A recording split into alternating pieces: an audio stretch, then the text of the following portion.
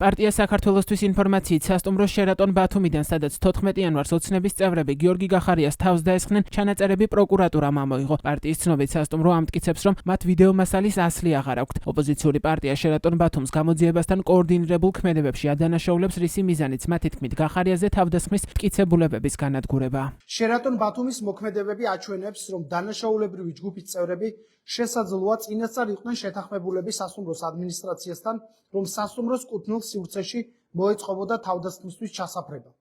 ამაზე მიუთითებს ის ფაქტი, რომ გიორგი გახარიაზე თავდასხმამდე მომხდარი ძალადობრივი ინციდენტის დაზარალებული მიზანმიმართულად მოაშორეს შემთხვევის ადგილს პოლიციის გამოძახების გარეშე. შეიარაღებული მოძალადეები დატოვეს ადგილზე და დაგეგმილი დანაშაულის განხორციელების შესაძლებლობა მისცეს, რა დროსაც სასტუმროს უსაფრთხოების სამსახურის თანამშრომლები ფაქტობრივად უმოქმედოდ იდგნენ. ეს იყო გამოძიებისა და სასტუმროს კოორდინირებული მოქმედება, რომ სამართალდამცავ ორგანოებს მოეგოთ დრო და შეძლებოდათ ჩანაწერებთან ერთად სრული სერვერული ინფრასტრუქტურა ამოეღოთ, რათა ეს კადრები ჩვენთვის ხელმიუწვდომელი გამხდარიყო.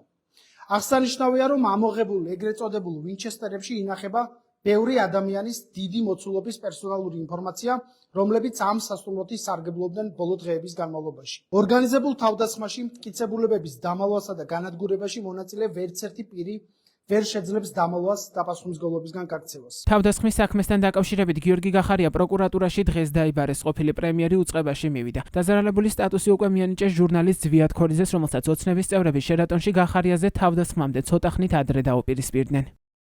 ყოფილ პრემიერს გიორგი გახარიას ბათუმში სასტუმრო შერატონში ოცნების წევრები თავს 14 იანვრის ღამით დაესხნენ. პარტია საქართველოსთვის ინფორმაციით ინციდენტში 10-მდე პირი, მათ შორის ოცნების დეპუტატი დიმიტრი სამხარაძე მონაწილეობდა. ამ ეტაპზე ბათუმში მომხდარი თავდასხმის ამსახველი ერთადერთი ვიდეო არსებობს, რომელიც ოცნების პროპაგანდისტულმა მედიამ იმედმა გაავრცელა. სამთავრობო ტელეკომპანია ამტკიცებს, რომ ფიზიკური დაპირისპირება გიორგი გახარიას მიერ დიმიტრი სამხარაძესთვის ჭიქის სროლით იწყება. პარტია საქართველოსთვის წევრები კი ამბობენ, რომ ვიდეო დამონტაჟებულია და სრულ სურათს არ ასახავს. სწორედ ამიტომ უკვე კვირაზე მეტია ისინი სასტუმროსგან ჩანაწერების გასაჯაროებას ითხოვენ. გიორგი გახარიაზე თავდასხმასთან დაკავშირებით შინაგან საქმეთა სამინისტროში გამოძიება ძალადობის მუხლით მიმდინარეობს.